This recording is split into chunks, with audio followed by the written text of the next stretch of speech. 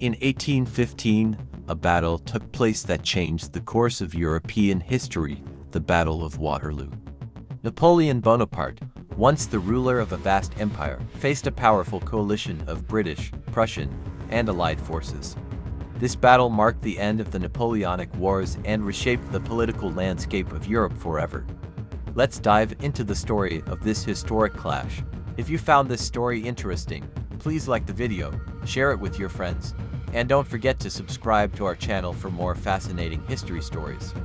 By 1814, Napoleon Bonaparte, who had once ruled a vast European empire, found himself facing overwhelming opposition.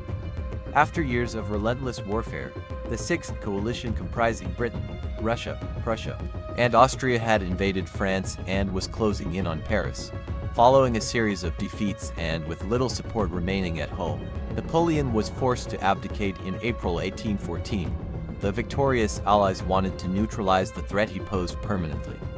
Rather than execute him or imprison him in mainland Europe, they chose to exile him to Elba, a small island in the Mediterranean near Italy. Though Elba was tiny compared to the lands Napoleon once controlled, he was granted sovereignty over it, along with a small guard and court. It was a significant fall from grace for a man who had shaped European politics for over a decade. Despite his exile, Napoleon remained sharp and deeply attentive to the political shifts occurring in France and Europe. He observed that the restored Bourbon monarchy under King Louis XVIII was unstable and unpopular. Many French people, weary of war and economic hardship, were dissatisfied with the Bourbons. Soldiers who had once fought under Napoleon's banner retained loyalty to him in spirit, if not openly. Meanwhile, the major powers of Europe were busy redrawing borders and restoring monarchies at the Congress of Vienna, aiming to secure a lasting peace by balancing power on the continent. However, the fragile political environment in France made Napoleon's eventual return a real possibility. In early 1815, seizing on this instability and sensing that his chance had come, Napoleon executed a daring plan. In late February, he escaped from Elba with a small force of about 1,000 loyal soldiers. Landing in southern France, near Caen, his arrival initially surprised the authorities. As he began marching north toward Paris, his legend worked in his favor. Garrisons sent to stop him often defected, and crowds welcomed him enthusiastically. This remarkable march was marked by growing support, with soldiers and civilians alike rallying to his cause. The Bourbon King Louis XVIII found his support crumbling as Napoleon gained momentum. Within weeks, Napoleon entered Paris, reclaiming the throne and beginning what is known as the 100 Days. The news of Napoleon's return sent shockwaves across Europe. The coalition powers rapidly united once more, determined to remove him permanently. Britain, Prussia, Austria, and Russia mobilized their armies to confront the resurgent French emperor. Aware of the looming threat, Napoleon prepared to take the offensive, hoping to strike quickly and defeat the Allied forces before they could combine their strength. His plan focused on the armies stationed in Belgium, where two major Allied forces were positioned, one led by the Duke of Wellington, commanding British and Allied troops, and the other by Prussian Field Marshal Blucher. In mid-June 1815, Napoleon launched his campaign in Belgium. He aimed to divide and conquer the Allied armies before they could unite.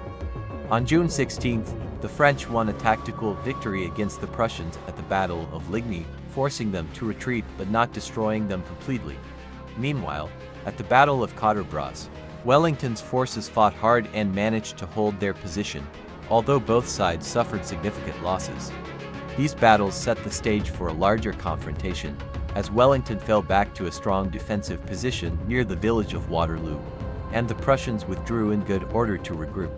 The Battle of Waterloo, fought on June 18, 1815, stands as one of the most pivotal and decisive engagements in European history. This battle marked the end of the Napoleonic Wars and forever altered the political landscape of Europe. At Waterloo, Napoleon Bonaparte, one of history's most renowned military commanders, faced a coalition of Allied forces under the command of the Duke of Wellington.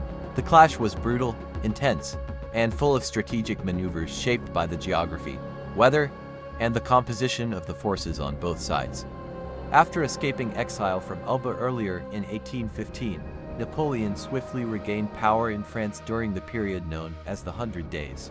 His return threatened the fragile balance of power established by the Congress of Vienna, prompting the formation of the Seventh Coalition, an alliance of European powers determined to stop his ambitions.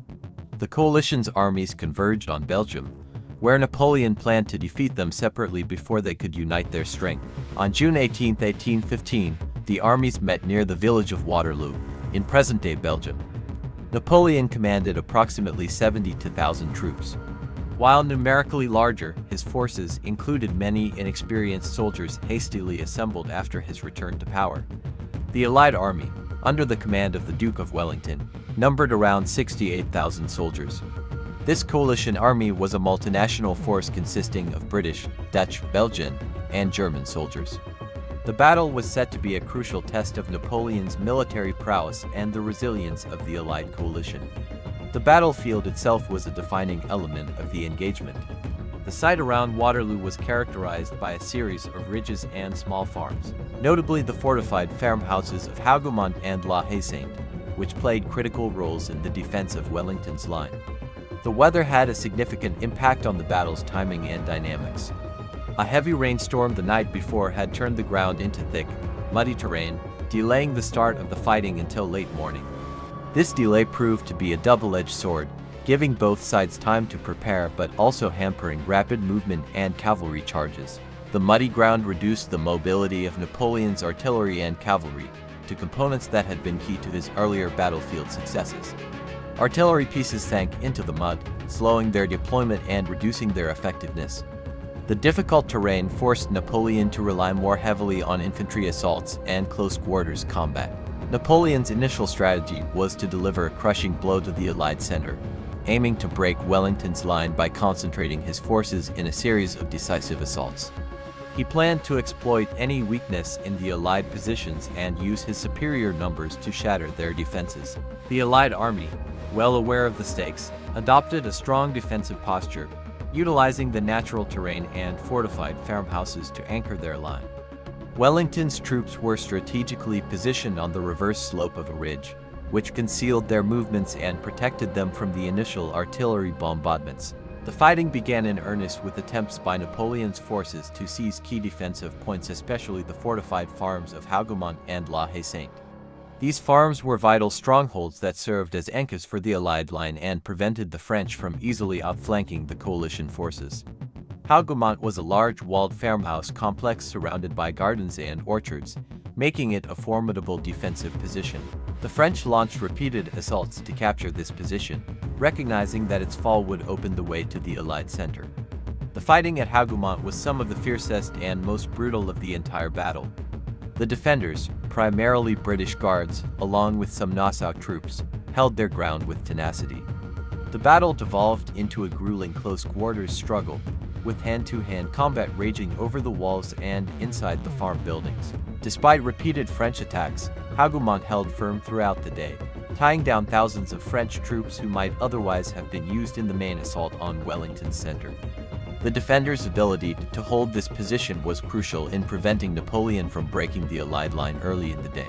La Haye-Sainte was another critical defensive position located near the center of Wellington's line. Unlike Hougoumont, which was a large farmhouse complex, La Haye-Sainte was a smaller farm with strong defensive walls and ditches. French forces mounted a determined assault to seize this position, and the fighting here was equally intense and costly. The defenders, primarily German troops from the King's German Legion, put up fierce resistance despite being low on ammunition. By late afternoon, the French finally succeeded in capturing La Haye-Sainte, which provided them a foothold close to Wellington's center. This was a significant moment in the battle, as it threatened to unravel the Allied defensive line.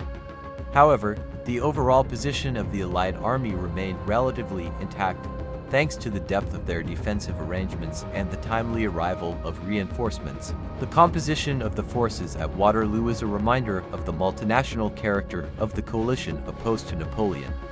British soldiers formed a significant portion of the Allied army, but the coalition also included Dutch, Belgian, and various German contingents. This diversity was a source of strength, as each group brought different skills and experiences to the battlefield. However, it also presented challenges in terms of coordination and communication. Napoleon's army, while numerically superior, included many soldiers who were less experienced or hastily recruited. This was partly due to the rapid mobilization following Napoleon's return from exile, which meant that many units lacked the cohesion and battle-hardened discipline that had characterized his earlier campaigns. Both sides suffered heavy casualties throughout the day. The fighting was often brutal and close quarters, especially at key points like Hougoumont and La Haye-Sainte. The use of muskets, bayonets, and artillery in confined spaces led to devastating losses. One of the most crucial factors in the outcome of the battle was the timely arrival of the Prussian army, commanded by Field Marshal Gebhard Leberecht von Blücher. After being engaged by French forces in the Battle of Ligny 2 days earlier, the Prussians retreated but regrouped and marched towards Waterloo to support Wellington. Their arrival in the late afternoon and early evening bolstered the Allied forces significantly. The Prussians attacked Napoleon's right flank, forcing him to divert troops to counter this new threat. This division of French forces weakened their main assault on Wellington's center and ultimately contributed to the collapse of Napoleon's battle plan. As the day wore on, the exhausted French troops faced increasing pressure from both Wellington's forces and the advancing Prussians. The Allied line held firm despite the tremendous strain, and with the arrival of fresh Prussian forces, the French were increasingly outmatched. Napoleon's last major effort, a desperate cavalry charge led by Marshal Ney, failed to break the Allied lines. Wellington's infantry squares, disciplined and well-drilled, repelled the cavalry with devastating volleys of musket fire. By evening, the French army was in full retreat. The Allied and Prussian forces pursued the fleeing troops, turning the French defeat into a rout. Napoleon's ambitions of dominating Europe were shattered, and he was forced to abdicate once again shortly after the battle. This defeat ended his rule and led to his final exile on the remote island of St. Helena, where he would spend the remainder of his life. The Battle of Waterloo was more than just a military engagement. It was a turning point in European history. It ended the Napoleonic Wars and ushered in a new era of relative peace and stability under the Congress of Vienna's arrangements. The battle also cemented the reputations of Wellington and Blücher as military heroes and marked the rise of Britain as a dominant global power. Moreover, Waterloo became synonymous with decisive defeat. Napoleon's loss symbolized the end of an era of revolutionary warfare and the beginning of a century dominated by diplomacy and balance of power politics in Europe. Despite relentless French attacks, Wellington's troops held their ground. Infantry squares repelled cavalry charges, and artillery fire disrupted French formations. The battle remained evenly balanced until the late afternoon, when the Prussian army arrived on the field after a strenuous march. The Prussians attacked Napoleon's right flank, forcing him to divert troops away from his main offensive against Wellington. This split focus weakened the French assault at a critical moment. In a desperate attempt to turn the tide, Napoleon ordered a massive cavalry charge led by Marshal Ney. Although brave and determined, the French cavalry failed to break the Allied lines. As the Prussians pressed their attack and Wellington's forces counterattacked, the French army's position deteriorated rapidly. By early evening, the French began a disorganized retreat, signaling the collapse of Napoleon's last bid for power. Following the defeat at Waterloo, Napoleon abdicated again and surrendered to the British. Instead of being sent back to Elba, he was exiled much further away to the remote island of St. Helena in the South Atlantic, where he lived under strict British supervision until his death in 1821. The Battle of Waterloo marked the definitive end of the Napoleonic Wars and reshaped Europe's political landscape. The Congress of Vienna's restored monarchies and established a new balance of power that aimed to prevent another such conflict for decades. Napoleon's dramatic fall from power, escape from exile, and final defeat revealed the volatile nature of political and military power in early 19th century Europe. His legacy lives on in his military innovations, legal reforms like the Napoleonic Code, and the profound impact he had on European history. Though his final days were marked by defeat, Napoleon's influence extended far beyond his lifetime, shaping modern Europe in complex and lasting ways. The Battle of Waterloo not only ended Napoleon's reign but also ushered in a new era of balance and diplomacy in Europe. It showed us that military power alone can't guarantee lasting success without strong alliances and strategy. Even today, the lessons of Waterloo remind us of the importance of both strength and wisdom in shaping history. If you found this story interesting, please like the video, share it with your friends, and don't forget to subscribe to our channel for more fascinating history stories.